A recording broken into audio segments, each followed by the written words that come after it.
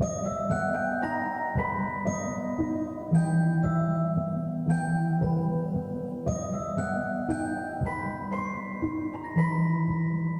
Megan Hamilton, and this is the Embracing Enchantment podcast. I learned about today's guest on the internet. Her dark and gothic style of posts lured me in, and I soon came to learn she would be releasing a book. She is a writer, teacher, wife, feminist, and cat mom from Alabama, and her debut novel, The Southern Sorority of Superstitious Witches, will be released on October 6th of this year. Please welcome Katie Ortiz. Hello, I'm so happy to be here. I'm so happy that you're here. Did I pronounce your last name right? Ortiz, but it's Ortiz. Okay, okay. thank you. People say it all kinds of ways. Well, let's say it the right way because I think that more people are going to be saying your name very soon. Well, thank you. Okay, so Katie knows we just had a few hilarious stops and starts, which is, I don't even think we're still in Mercury's shadow, or at least we shouldn't be, but perhaps this is the last of the little glitches we'll see for a while. How I usually start the podcast is I pull a card for the collective, and I'm Mhm. wondering, as I'm shuffling, can you tell us about your book and its journey from your idea to its soon to be published date? Oh gosh, yes. So this is long since been in the making. It started, unfortunately, in 2022 when Roe v. Wade was Mhm, overturned. mhm, And I, like many others, felt very scared mhm, and worried. And I also live in a community. I live in the deep south where my views and my worries and things aren't always found in other people. I don't always have people to talk to about those things. And so when I set out to make this book, I wanted to write the sisterhood and the friendship that mm. I needed. I wanted to write the I love community that. that I Mhm. needed. And I also listen to several podcasts. I'm a big podcast person. Me I too. listened to a history podcast, Mhm. and I heard the story of Lucy Stone, who is one of only 7 women invited to university to test out co-education. And I thought, man, that is just such a cool story. And I knew immediately when I heard it, I was like, that's going to be it. That's going to be my next story. And so, of course, I live in the South, and I thought, wouldn't it be so cool to have Southern witches and their witchcraft be based in Southern folklore? And lo and behold, as I have queried this book, as I have marketed and met people and met other authors, I have found the community that I was missing and trying to create with this book. And I have found my people and my place because of this book. And so that's really what I hope for everyone else is that they can find their people and their place and their coven because of this book. I love that story because so often, if we're casting spells or manifesting or trying to create something using whatever language works best for each person who's listening, there is this sense of when whatever the thing is, so in this case, writing a book, or in other cases, trying to get a new job or whatever, whenever there's more involved, like for in your case, trying to write the community that you needed, and then through that process, finding the community, Mhm. it seems to me to be such a powerful way of looking at creating and manifesting, that it's more than just the singular thing that you're making, but instead creating a ripple effect around you of the folks who now get to be in community with you, and you finding what you needed, as well as putting the book out in the world to help other people also find what they needed. Yeah. I love that. I love it. Okay, let's see what card wants to come through. I'm Uh, so excited. me too. Okay. What do we need to know today? Victory. Ah, 6 of Wands. So, what's funny about this card is it actually ties in two things that have happened with us today. The first is what you talked about. So this idea of manifesting and writing this community that you needed, and then through that process, creating the community, which will then create community for other folks who read it. We love that, right? That's the victory. That's the kind of overarching um, benefits, I guess, sometimes to some of the work that we do, especially if it's rooted in good intention and witchcraft. And then even just the idea of trust me when I say that this is this is a very small scale, but trying to figure out why we couldn't connect, mhm, rebooting, trying to figure out, is it a me thing? Is it a you thing? Is it the platform that I use for the podcast thing? Is anybody else experiencing that? Going through all of the motions and then finally just saying, okay, let's do it on this other platform. And then there was still some connectivity issues. So we worked through it. And then on the other side, this is like the victory of, okay, we've yes. worked through everything. Now we're here. Now we're together. Those are the microcosmic things. And if we're looking at this card on a larger scale, so many of us affected by what's happening with the administration in the United States are feeling very tired, overwhelmed, anxious, uh, traumatized, worried, Mhm, certainly. And then if we can keep the vision of what we want this victory to look like. And because wands are in the realm of fire, which is our motivation, our driving, our passion, the thing that lights us up, the thing that keeps us going, the fuel and the spark. If we can hold that vision for ourselves, then that's actually going to be how we get to the other side. mhm. Do you read tarot, Katie? I do, and that's another part of writing this book that just changed my world. I pull a card every time I start writing to kind of get my mind where it needs to be. I do yoga before I start writing to get my body where it needs to be. And throughout the process of writing this book is when I really started getting into that and really started manifesting and rituals and tarot and yes, it's largely a part of my writing process for sure. I love that. Do you have anything you want to contribute to the 6 of Wands? Oh gosh, it's when I saw it, I thought like taking a breath and finally being like, you know, Yeah. we connected, just taking that moment. And, he's kind of up there looking around and he's being able to assess us, take a moment, step back and really look at what you did and appreciate it and appreciate where you've come. Yes. I love that. And let's forward manifest this card for coming out the other side of everything that needs to crumble to its Yes. absolute final death Yes. and what will rise from the ashes. Mhm. And so it is. Absolutely. So, for many of us, we've been exploring witchcraft, the occult, tarot, and stuff related to spiritualism and paganism for years. Why do you think books about witches and the supernatural are having such a moment right now? Oh, you're so right, they are. I I mean, it's know. really The just best. having its time to shine. Hmm. I think there's a lot of connection between witchcraft and, feminine power and femininity being able to speak up and being able to fight back. And I've seen things about how, maybe they didn't burn witches, they burned women.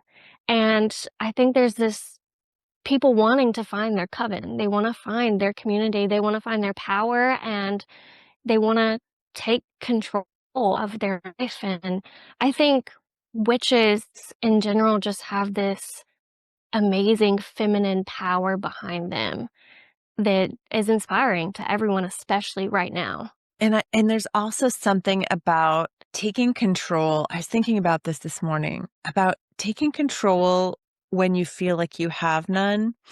So, for Mhm, example, I mm, have a client who has been trying to get her PhD done for a number of years, and she's had some major health issues that have kind of thwarted it. Last week was the finish line leading up to submitting the final draft. And for her, in the program that we do together, I pull cards, and that really helps her. It's always so funny to me because here I am working with a scientist and an academic who's using tarot to help them through to the other side. But what it does is it helps you have choice and a semblance of control where you feel otherwise overwhelmed by, mm, we don't know what's going to happen. There's no precedence for this. But it's like, okay.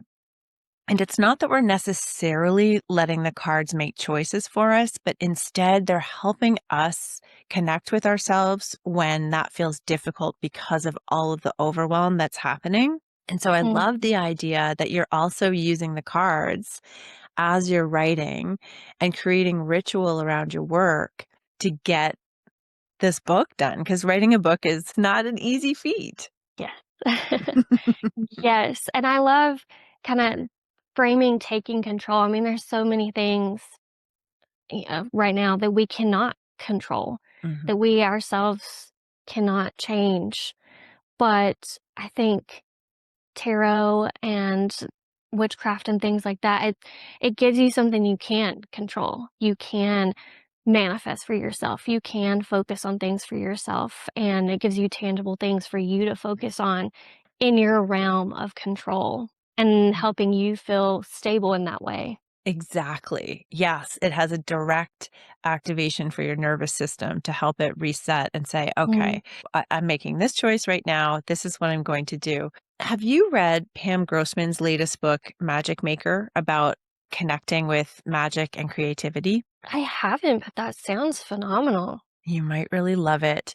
So Pam was a guest about a year ago, actually, and she was talking about the book. So she is the author of Waking the Witch, and the latest book that she just released, I think it was in October, is all about using magic and connecting and ritual in order to create. And so you might really enjoy some of the things that she talks about, because it's very similar to what you were saying about having a practice, having a ritual in order to create what you're creating. And certainly I know I've got a daily practice as well. And if I'm even just a couple of days away from having had a chance to sit down, it's usually about 20 minutes, and just kind of settle with myself and check in and see where things are at, I start to feel a little bit off. Oh, yeah. Yes, and there's never a time where I'm more connected to that. I'm more connected to tarot and spirituality and connected to myself than when I am writing a book because everything's so curated and ritualistic. I have a certain candle scent for each project or a certain tea flavor for each project. I have a playlist for each one. And so I'm so immersed in the project, in the cards, in the practices, and that's when I feel myself the most, and so when I have times where I'm not writing, I'm working on other things, or I'm not pulling a card every day or doing a reading every day, I don't feel as connected, and like you said, I can start to feel off. Yeah.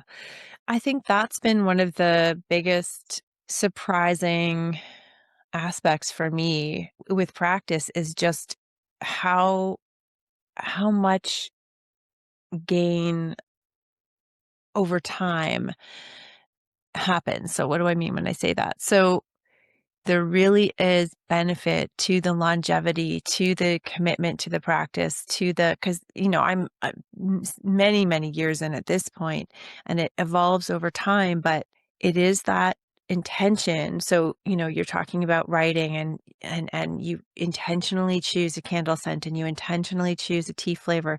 You create a playlist, you create ritual and intention around it, which is really the root of any kind of magical practice. And often the intention is the remedy to what's happening today. So the scrolling on your phone, the kind of, losing time with Mm, all of the different distracting things that we can have, and then just feeling hopeless because, all of this is happening and there's nothing you can do until you say, wait a minute, what do I actually want?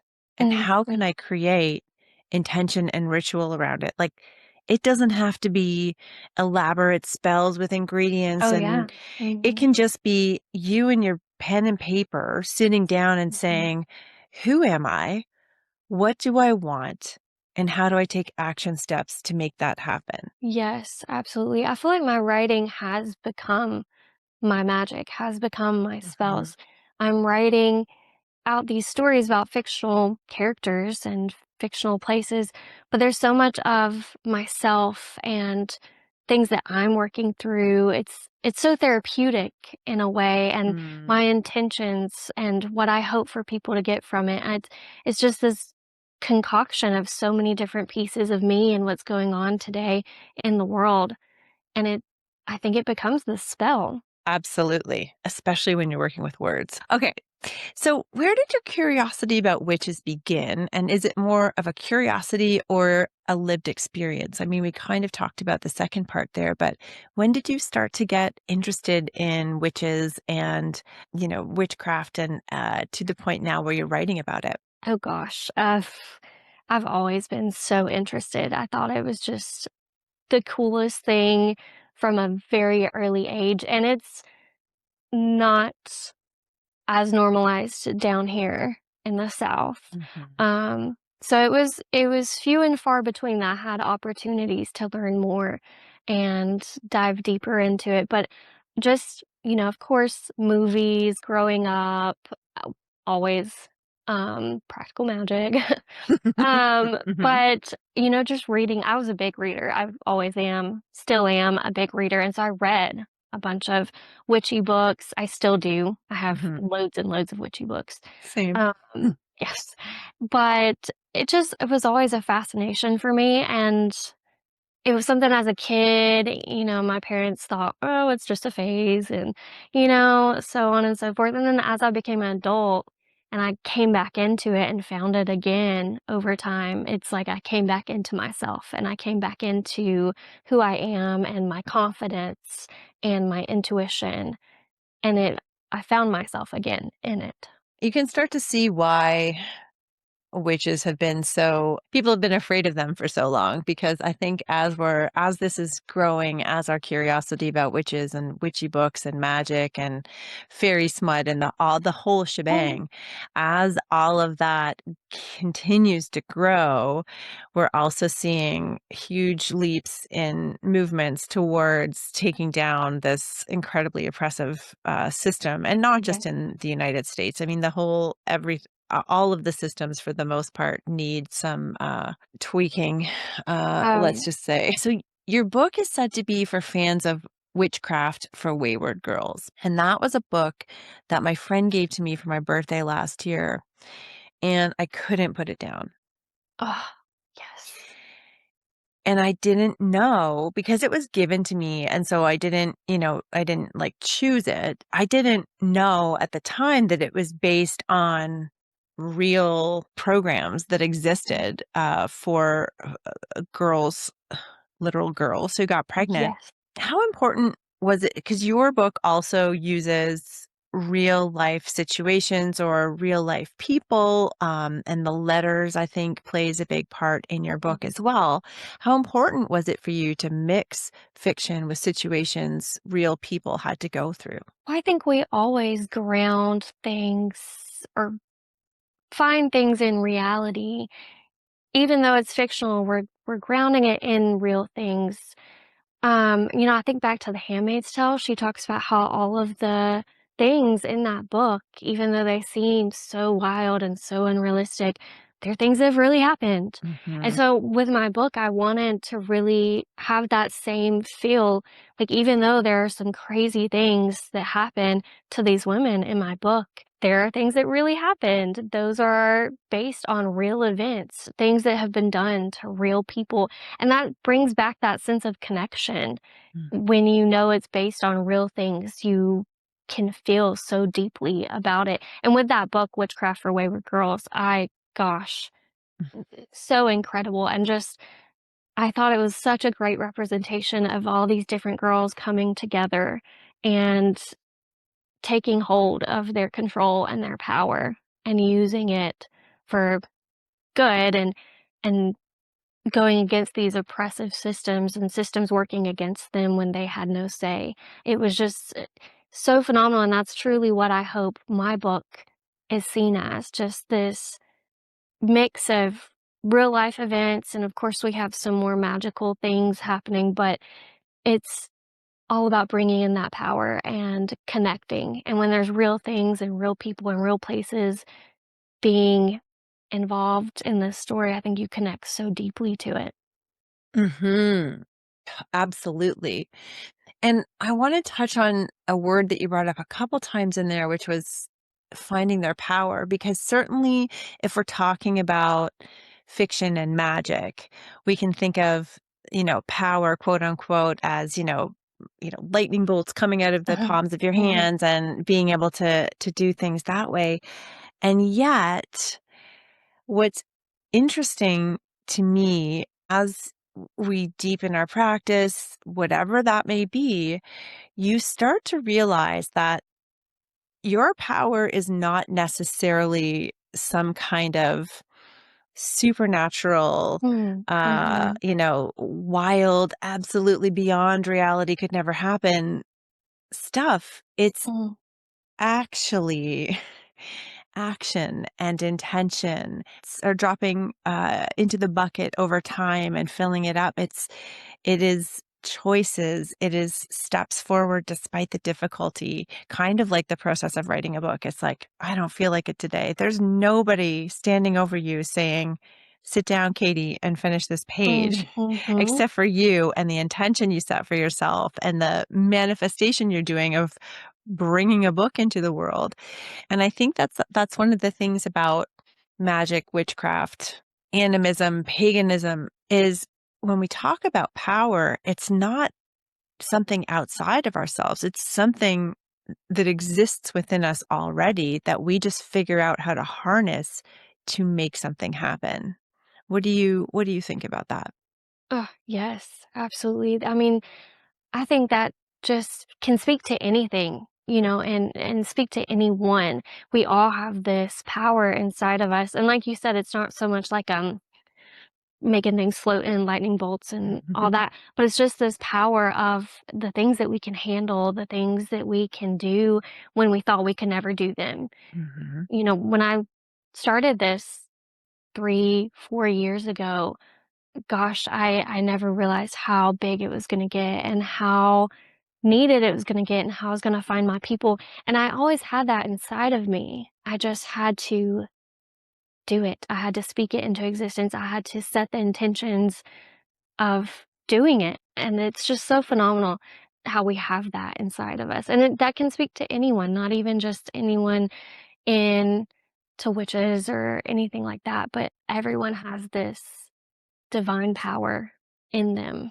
Mhm. They just have to put forth the effort and do it. Do the damn thing. Yeah, exactly. Just do it.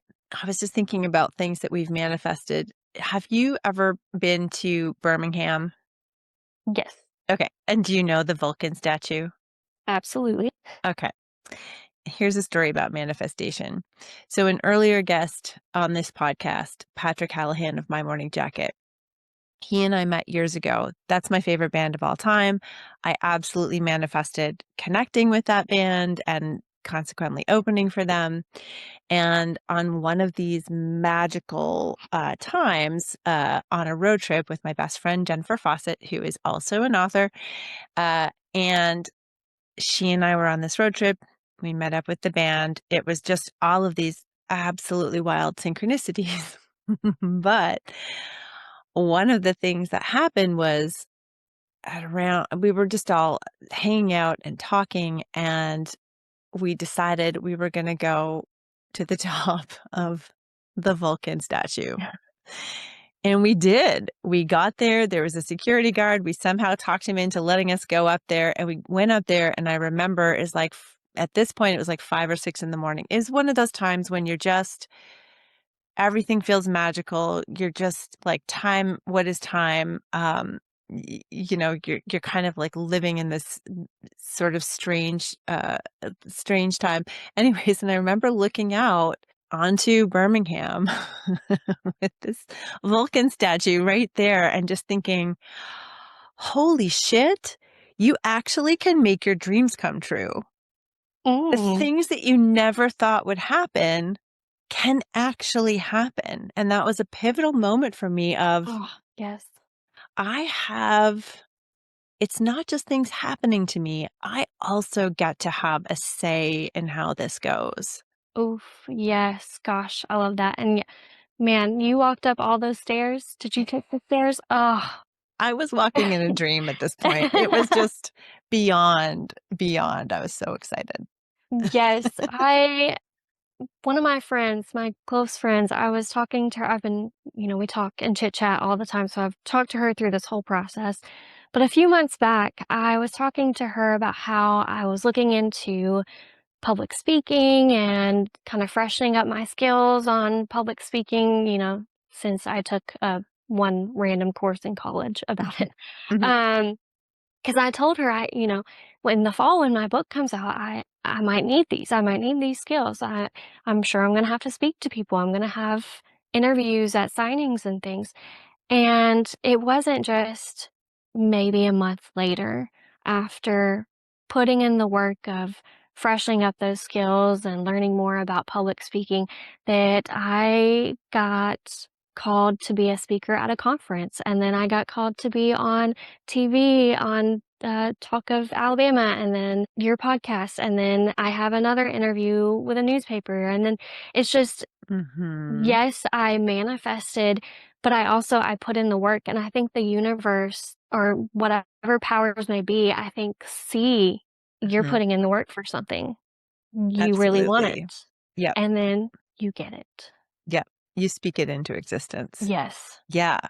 It's the trick is not expecting the how or Mm, the final manifestation of it, because often it looks so much different than you yes. expected it to look. Yeah. And so the trick is to just be open to however it's going to show up so that you can recognize it when it comes too, right? Because sometimes, as you say, it's so obvious. It's like, I was thinking about public speaking. Now I'm giving a talk. And it's just so funny. Like you put that out there and then here we go.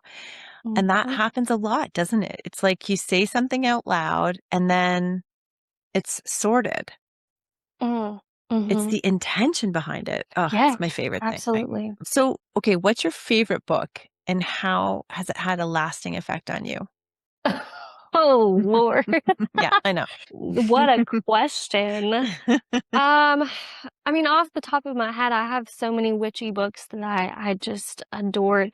I think the one that had the most impact on me and my writing and just a lot of things is The Once and Future Witches by Oh Alex my E. God. Harrow. Ugh, It was the love that first book time I so much. realized that your feminism and your fight for human rights and women's rights and all the things, it didn't have to be hidden in your story. It could be a main focal point of your Yeah. story, and that really helped me form the Southern Sorority of Superstitious Witches. I had written a book before that, and it had feminist themes in it, but it was kinda hidden in the backdrop of the story and in other things, and so when I read The Once and Future Witches by Alex E. Harrow, it was like this light bulb in my head of like, "Oh my gosh, like, it can be the main focal point. You can be loud and proud. You can be Mhm. outspoken, in your writing and in other areas of life. And, we think of everything going on today, and silence and not doing anything and not saying anything can be very comfortable, can be very easy, but it's not going to get change. It's not going to get you heard. It's not going to impact and cause a snowball of the things that need to happen. And I think that book, it was just so profound to me of, oh my gosh, this author is writing about these suffragettes and about them fighting for their rights, but they also are witches, and it's also historical. And I was like, you can do both? You can do all of them? Mhm. Oh Mhm. my. And it's just like, ah, Yes, and that's such a huge power of books, right? oh, yes. It's like, so Alex E. Harrow gave you that permission that you, or opened that door for you, that portal to be, oh, I could do it this way. And then your book will have those kinds of same reverberations out to other Mhm. folks who will then suddenly understand what they're capable of as well, or what they can aspire to, or, oh my gosh, I didn't know you could do it this way. This is so neat. Now, what can I create? Right? It's like these building blocks of awesomeness Mm, just mhm. working out into the world. So, what's your favorite spiritual practice? So I do this thing, I don't know if it has another better name, but I call it my manifestation baths.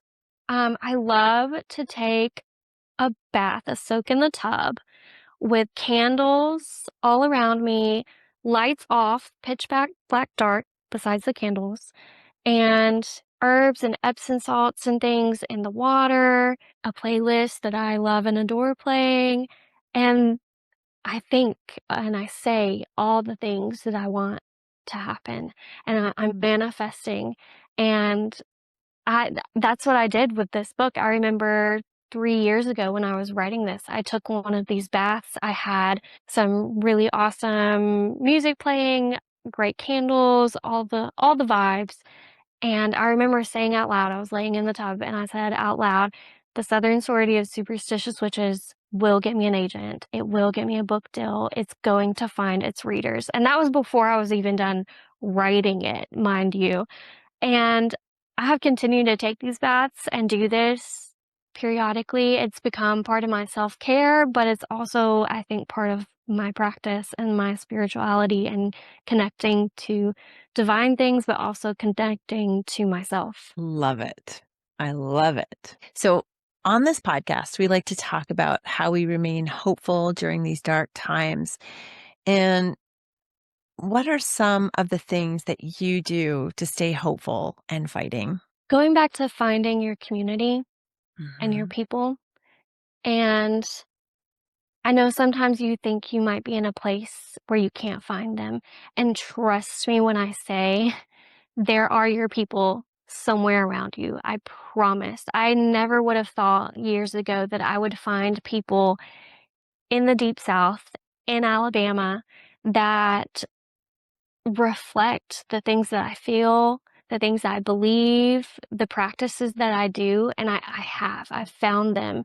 And it just feels so good when you are in one of those moments of despair and you have seen all the headlines and all the TikToks and all the things, to be able to go to that community and talk to them and have them affirm what you're feeling and to know that you're not in it alone.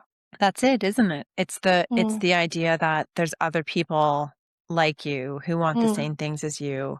And when you find community like that, you're working towards something bigger. Yes, Yeah. yes, Yeah. that's it I right love it. there.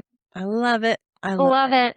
it. Listen, it has been so nice to talk to you, and thank you again for your patience with all of the Oh, of course. hilarious tech. We really want to, or I really want to stress for folks who are listening how important it is for authors to have pre-orders in for their books. And I know your book is on pre-order right now, and certainly we'll make sure to link to that.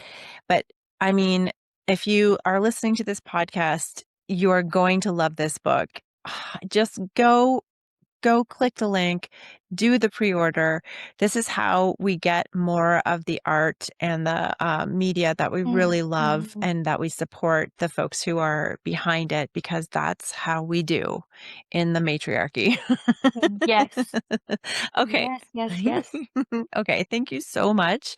October 6th, right? That's when it comes out. Yes. Love it. So you can find all of the information and takeaways from today's episode in the show notes or at embracingenchantment.com. Subscribe and follow wherever you get your podcasts. Leave a review or ask us a question or a suggestion through a voice note.